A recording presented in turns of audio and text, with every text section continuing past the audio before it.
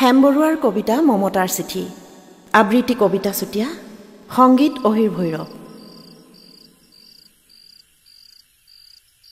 মৰমৰ এয়া মম এডাল জ্বলাই লৈছোঁ, আজি বহুত দিনৰ মূৰত তোমালৈ চিঠি লিখোঁ বুলি।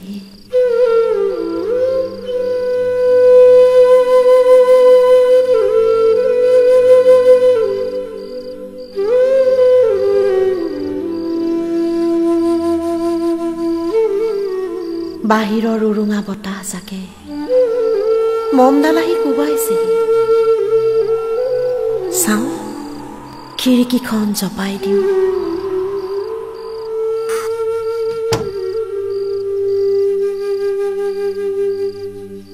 সাত বছৰৰ আগৰ কথাবোৰ তোমাৰ বাৰু মনত আছেনে?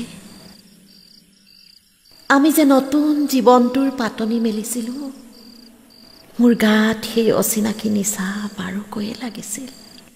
সিদিনা আছিল কাতিৰ কুঁৱলীখনা এটা কোমল পুৱা।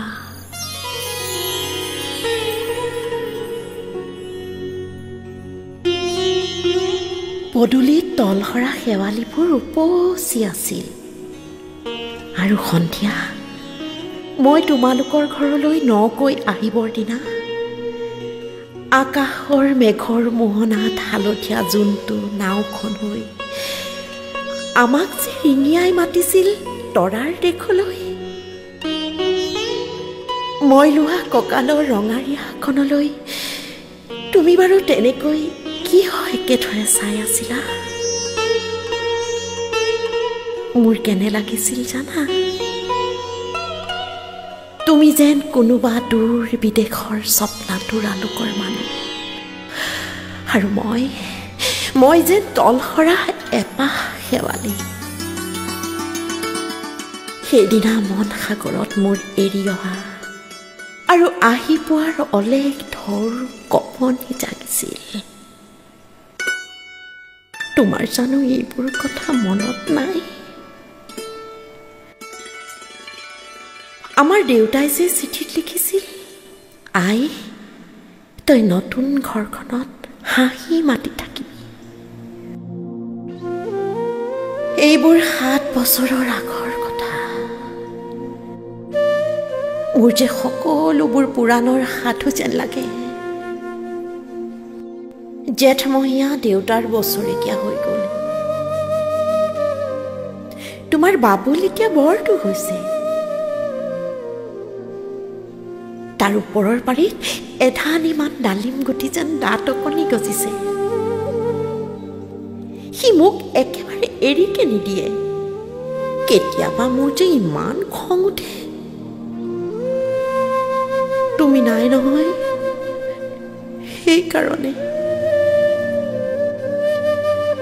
সি বাৰু মোৰ বগা হাতযোৰলৈ এনেকৈ তধা লাগি চাই থাকে কিয়? তাৰ উপজাৰে পৰা এইযোৰ কাপোৰ চিনাকি, সেইকাৰণেই নহয়। বাবুল এতিয়া বৰটো হৈছে বুজিছা, আৰু ডাঙৰ হ'লে স্কুলত তাক নাম লগাই দিম।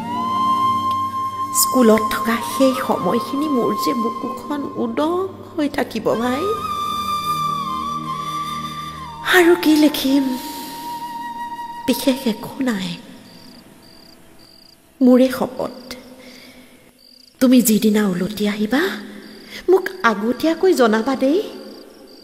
মই ভোগ দয়েদি ভটিয়াই গৈ বুঢ়া লুইতৰ বুকুৰ পৰা তোমাক ৰিঙিয়াই মাতিম। তুমি যিদিনা উলটি আহা মোক আগতীয়াকৈ জনাবলৈ নাপাহৰিবা দেই। মৰম ল'বা। ইতি তোমাৰ মমতা। পুনঃ এইবাৰ বুজিছা, মাঘৰ বিহুৰ মেজিৰ জুইকুৰা বৰ ৰঙাকৈ জ্বলিছিল। আমাৰ আইতাৰ কলি ছাগলীজনীৰ 2টা পোৱালি জগিছে, এটা সোধ বগা আৰু আনটো পখৰা।